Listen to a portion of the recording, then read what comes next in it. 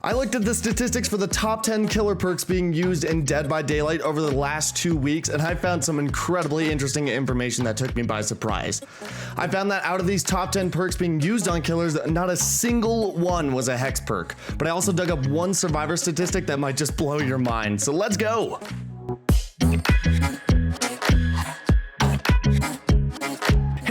Fallen Ryan 579 here for another YouTube video. Today I just wanted to do more of a discussion video about the state of hex perks within Dead by Daylight and how the current meta of Dead by Daylight is evolving. So of course, if you guys have any thoughts whatsoever about anything I talk about here in this video today, please feel free to post your comments down below and I'd love to hear all of your feedback.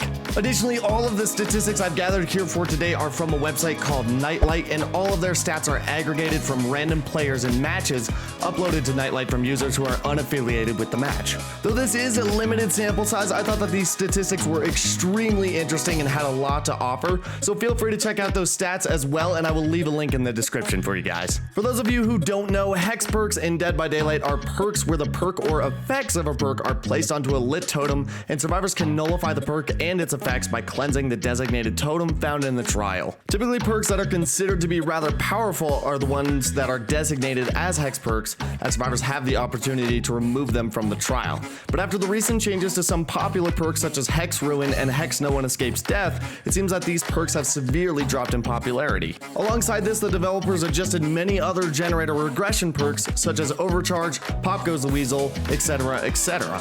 Personally, I think that these changes were overall healthy for the game as it changed up the current meta, and I think some of these perks were in need of some changes as well. In my own experience playing Survivor as of recent, I rarely run into Hex Ruin, which used to be extremely popular when paired with other perks such as Hex Undying. As of current, a lot of other perks are taking the spotlight, but I find it incredibly interesting that not a single hex perk appears in this top 10 list. I don't necessarily miss Hex Ruin being as meta as it once was, as I feel like the current state of Dead by Daylight is more varied in terms of killer perks, but it makes me consider the future of hex perks and their role throughout the entire DBD community. So I wanted to ask you all what you think of the current state of hexes and where do you see them headed? Do you think the developers will make any more significant changes to hexes as time continues?